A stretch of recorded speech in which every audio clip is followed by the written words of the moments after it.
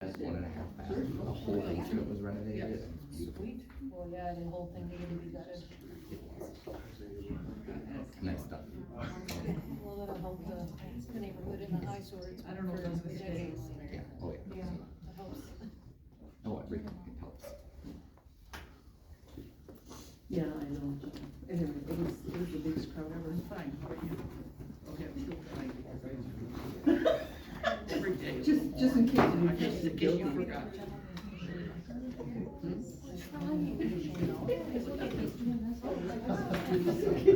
Just in case you were. It's good. Just in case you weren't getting the guilty. And I also want to say that we were disappointed that you did not make sure that forget about me.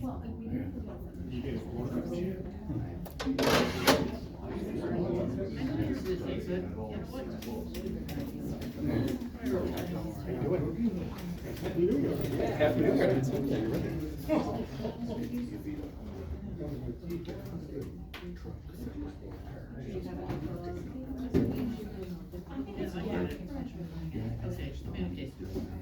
Don't forget us.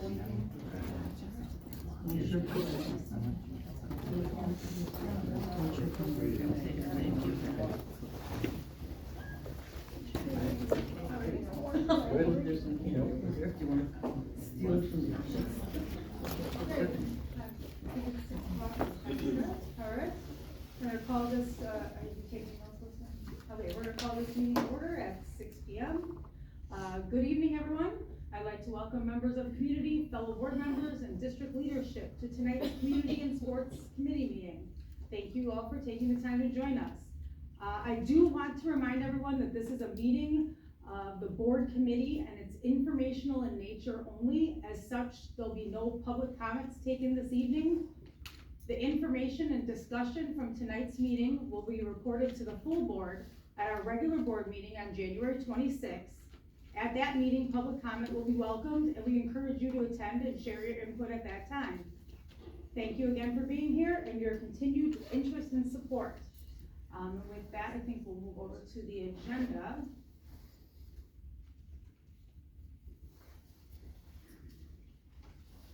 First, just for those of you, I'm sure you guys know everybody, but this is Nicole Ward, our athletic director, and then we have Tina Kreitel over here, who is our director of recreation. So I think the first thing we'll start with is our South Shore Community Center update. Dr. Garvin. Thank you. Since we have a wonderful audience here tonight, we're very excited. Normally for committee meetings, we don't have any audience, so I want to thank all of you that have come out tonight.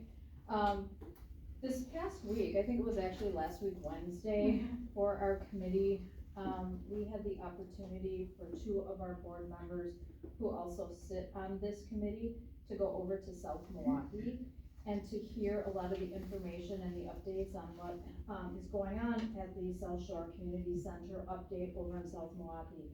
And I thought it might be a golden opportunity tonight for us to walk through one of the strategies and one of the informational, one of the ways that they spread information out to their community at their board meeting. Now, one of the things that I was sharing with President Duer today is this really would be more suited for our board meeting, but it's a golden opportunity for us to do it tonight. So we're going to use our website today to share information with the committee, and then we have the opportunity for our community to be here tonight too. So you'll see a spot for all the information to look at also while the committee is looking at the information. So I would invite President Duer and Director Nash to also add to this conversation, as you saw this happen at the meeting over at South Milwaukee last Wednesday. So I would open it up to President Duer and Director Nash if there's anything you want to add about your experience over at South Milwaukee last Wednesday, because I hear that was a very positive experience. It was. So I was, I was pleasantly surprised at the level of detail they went into, regarding the studies that are being done over there. So the building assessment, as well as the environmental study, and then the actual, how they're going to share that information out to the community. They're doing it on their website. We're doing a flavor of that on our website. And I think, obviously I want to get as much information out as we can, so that there's no misinformation amongst everyone. But really, you know, the biggest takeaways from me, or for me, were you know, they picked the architecture firm, right? They settled on one that they're planning on using for the improvements over there. You know, and and I knew this going into it, but nothing is settled yet, right? We're still assessing the building, we're still assessing, you know, every aspect of this to make sure that it makes sense for, you know, for both communities, right? And we're not jumping into anything that's, you know, isn't a good deal for both sides. So, that's, you know, kind of my biggest takeaway so far. I don't know, Carrie, what do you have to add to that? Okay, well, I like to begin with that they talked a little bit about the history, about years ago, long ago, somebody decided who was gonna be in charge of the community and rec. In some cities, it is their municipalities, in fact, I was just telling, Ms. Kreitlow, that in this whole South Shore, it is the school district that is the overseer of the community. I thought of the community fund, and it was very interesting, it was very helpful the way that they brought it out, as it's a completely separate fund. Right. So you have your Fund 10, which is for students and for student learning. And then you have your Fund 80, which is a completely separate fund, and that is for community. You cannot dip into those two pots. They don't work together. They're two separate entities. So the money that goes into Fund 80 cannot be money that's used to operate schools. It's not for keeping schools open. It's not for student learning. It's for the community as a whole, and that's what it's meant to be operated under. And so that was, it was very helpful so that people understood that, you know, I know that you hear a lot, like, you're closing schools and now you wanna buy another building, but they're two separate pots. The one has, you know, we are the overseers of the community fund. So we are responsible to the whole community for that fund, not just for student needs. So it was very good to put that perspective on it, I thought, and so I'm glad that they did that. They also, you know, they tackled a couple misconceptions, like, so if South Milwaukee decides that this is not for them, or Cudahy decides it's not for them, nobody is on the hook for anything. This is a collaboration together. If South Milwaukee decides that it's not gonna work for them and they pull out, it doesn't mean Cudahy is left holding this pot that they are like chained in stone to doing this project. This is a collaboration. If it doesn't happen, it doesn't happen for either community. It's not just one or the other. Well, I was just gonna say real quick, and having said that, you know, we already are in partnership I was with. just gonna go into okay, that, but that's fine, okay, go ahead. With South Milwaukee and other communities, we share resources already in this regard. So we've got the Connect, facility, which we co-own with them, right? Mhm. We're all owners of that. We use that together, and then we, like for St. Francis, we provide lifeguards for their pool over there. So, you know, we're trying to share resources wherever we can, realizing that budgets are tight for all school districts. It doesn't make sense for small districts like ours or St. Francis or South Milwaukee, to go out and get something, you know, if we can do it together and have all of our communities benefit. So that was just one of the other things that Deidre talked about as well. Yeah, I thought that was really Right. helpful too, that, Yep. that talking about how, you know, we've heard countless times why aren't school districts merging, and now we're trying, there's services that can be merged, but districts are not gonna merge together, and this was a way, to kind of service all the people along the South Shore community, so that was also very helpful. We heard dates for when studies were coming out. Yep. Hopefully before our next board meeting, there's going to be, a couple of things that we're actually gonna be able to see in hand, like, the environmental study was one, and I think, there was something else that. The inspectional report will be done before our next board meeting, which I'm sure that there'll be an update, there usually is at our board meeting on all of that. And then it was important to note, that when the bond is taken out, how that was going to be divvied up between the communities, and that each community isn't taking a separate bond out, it's one. And so, and how I believe Dan also, talked a little bit about how we'd be sharing the operational costs of all of that, and so, but I think more information was gonna be presented at their next board meeting on that. And also, they talked a little bit about the history, how this all came about, and the 66-301 is what the plan is called. We would be the first school districts, and you can correct me if I'm wrong, but I think you and I just touched on this earlier too. This is the first time this kind of collaboration would be happening on a community building, even though we have been sharing, working to share services is in other ways. And then, I mean, just, you know, as we've talked about, this would open us up to not only, all South Shore or the 3 communities, using that facility, but we could also potentially share rec services that are happening in their buildings too, then, right? Or they could come to, you know, to use our rec department. So it's kind of, you know, creating a huge rec department for all 3 communities, you know, at the end of this, right? And we talked a little bit too about, you know, like the safety, it's a big thing about safety in schools. I mean, we hear a lot of things happening in schools these days, and, I know I'm not gonna call anybody out, but I'll just point out, we've met with you guys, and we've talked to the senior community, who was a little frustrated that, we had to take some of their classes away this year, because we have policies put in place now that we can't have people in our school buildings during the day.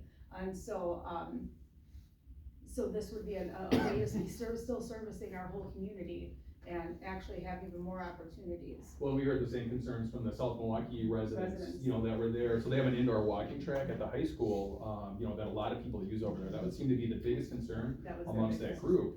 You know, and one of the interesting things is that there's even potential, for us to potentially partner with 128th to maybe have an addition put on this building at some point, funded by the government through them, maybe for a walking track, an indoor walking track. I mean, you know, just as an example, I'm not saying it's happening, but Idra kind of mentioned that at the end of the meeting, you know, so there's some other, you know, things that we can do, you know, to actually enhance that facility and maybe, make it better for everybody, so.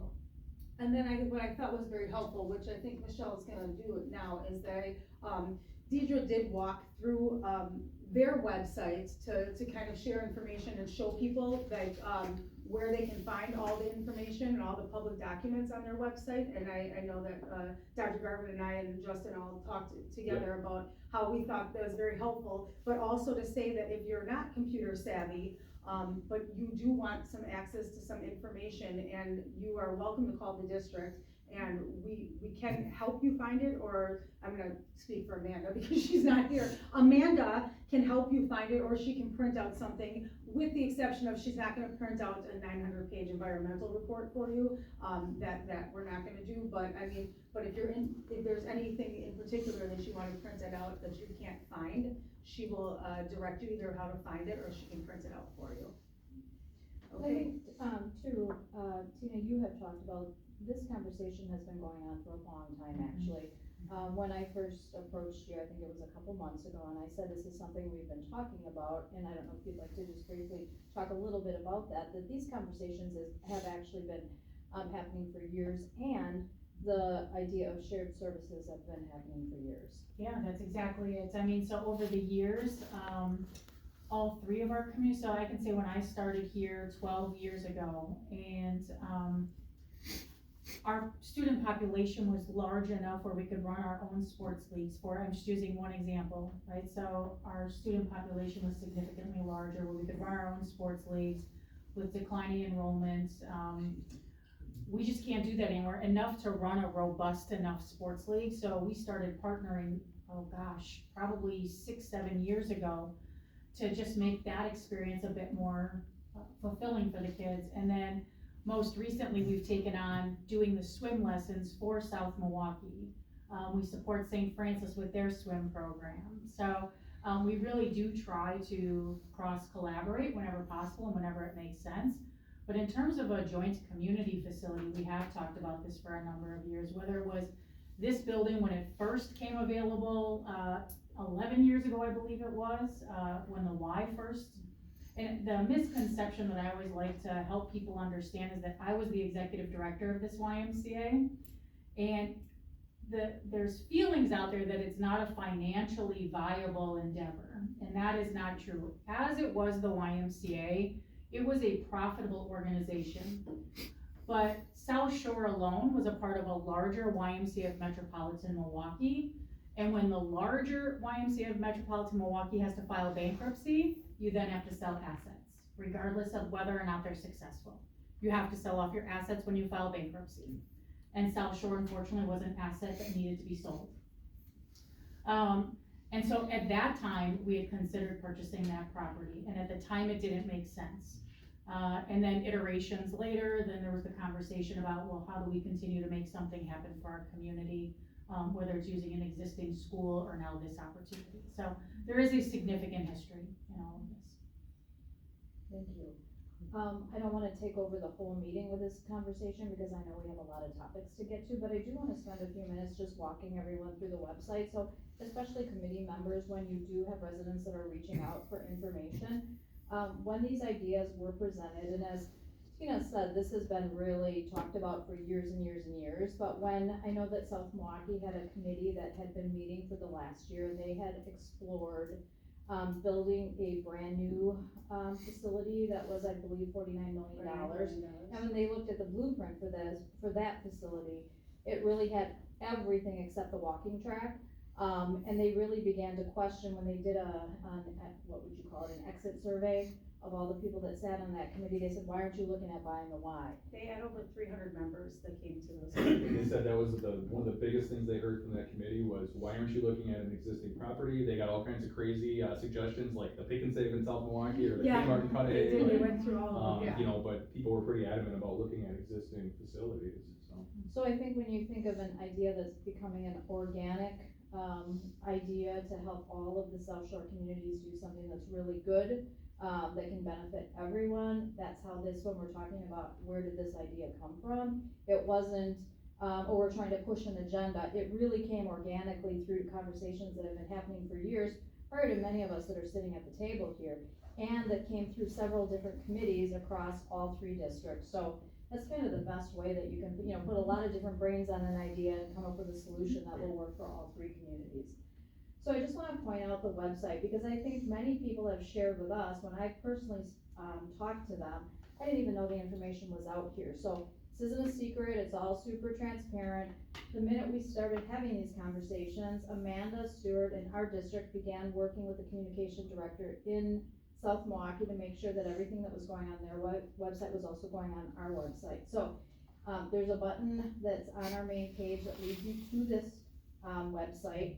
And what's nice about it is it gives first, of course, great, thank you. So you'll just see it says South Shore Community Rec, you just click on that. Follow my little watermelon slice there. And then a picture, most of us are familiar with what that looks like.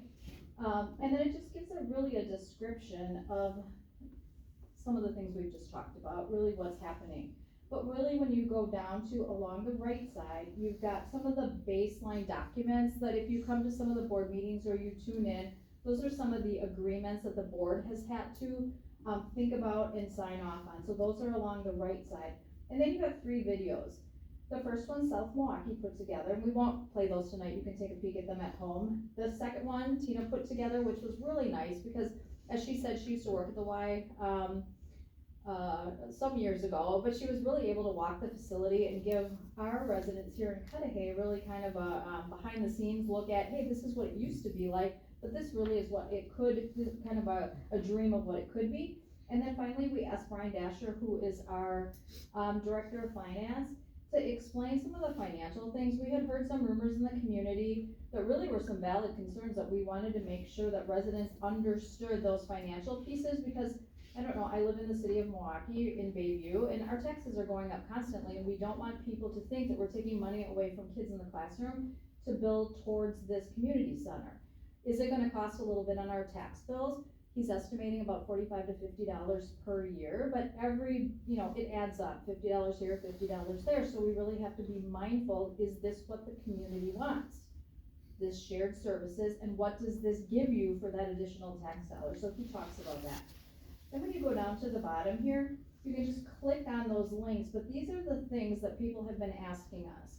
And as you continue, either as committee members or board members are hearing in the community, or somebody calls us, or comes to a board meeting, when you're asking us questions, we just pop these on the bottom here, and we'll continue to build on this. So, where did the idea originate? We talked about that.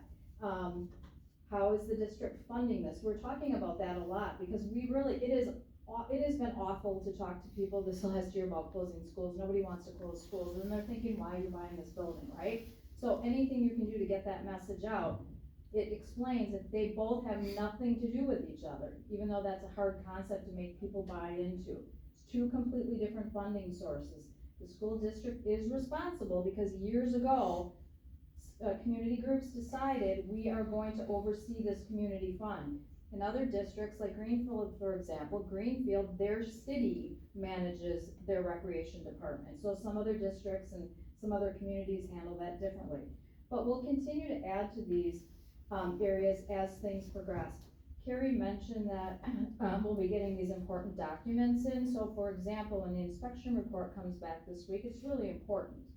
So if that inspection report, and those of you who have bought property know that sometimes that's a can of worms. So when we review that, and we don't take those things lightly. If the list is this big, and we know that from the original walkthroughs, and Epstein Yoon is the architects that we've been working with, if they think this is not manageable, and we can't bring this to the community in a way that we think is feasible, we're gonna walk away from this deal. These are all preliminary conversations right now. We can't bring something that we think isn't manageable for the community we live in. So all of these conversations, even though it's exciting to think about what we could offer, these are all preliminary conversations. So that's all I have to share, unless anyone from the committee has a question, or Tina, or Carrie, or Justin have anything else to add to the conversation. And I think Deidre was very good. Deidre's the superintendent over in South Milwaukee. She was very good about saying, how did she phrase it each time she said it, like preliminary agreements, you know, to do this. So nothing is set in stone yet, and we've only agreed that we're gonna look into this at this point, basically, right? So we haven't signed off on I buying also think it's anything. important to let the community know that they'll have a voice in this, and I think that that was a big concern in South Milwaukee as well, is that people were not gonna have a say in it. I think there's a little bit of a misconception that they kind of tried to squash. I know that there are people that are going for a petition, for a referendum, but really, what she said is that we still have to bring this to the community. The community still has a say in this, so you don't need to have a petition to do that. The community is still going to have a say in this. We're not just going to do it under everybody's noses. There still will be a date where there'll be, it's a public hearing where people will be able to come and give their thoughts and opinions on it. It's not gonna be something that's just voted in like this little tiny classroom. And I think that that's what people have a misconception of. And it's just a preliminary hearing to explore purchasing that property, which we are doing, is exploring it. I have a quick question. What's the timeline for like all of these preliminary things? So like you mentioned like this week, you're giving back one of the agreements, or one of the analysis pieces. Is there like, hey, at the end of this school year, we're gonna have this thing kind of locked down, or is there a timeline? Yeah, I think it's where. Is there a question Yeah. of, is there a It's on there, timeline? yeah. Okay. So we signed a 90-day agreement with Omer for the preliminary agreement to purchase. Depending on how the reports come back, the environmental report came back 2 days ago. So we have that. We're waiting on the inspection report. We'll convene and see if we need to ask him for an extension of those 90 days. That would normally be anywhere from 30 to 90 days. But at the end of that period, we should have all of this resolved. And as Carrie mentioned, part of that will be a public hearing where the public can come, and both districts will be doing that. And so that's the time when the community can, but this will all be resolved one way or the other, and then we'll move forward by the end of the school year. Okay. Thank you. Okay, then, now I lost my computer. And thank you for Amber's controlling this. Yeah, Thanks. Okay, so we're gonna move on to sports task force update. Tina, that's you. Yeah, we're gonna tag team this because, Carrie is on the committee as well. Let's present this.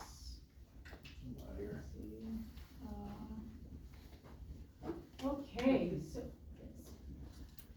so it was about almost a year ago, maybe 8 months ago, where we decided, let's put a sports task force together to see how we can continue to grow our sports programming with ultimately the goal of having more participants at the high school level in our high school athletics.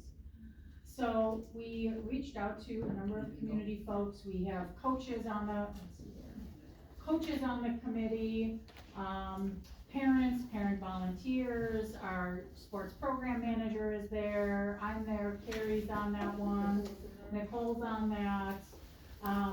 And the goal was really just with the objectives of understanding the landscape of sports, both locally and nationally, and understanding what the trends are that are happening in sports. And ultimately, we're in meeting 4, going into meeting 4 this week, where we've gone through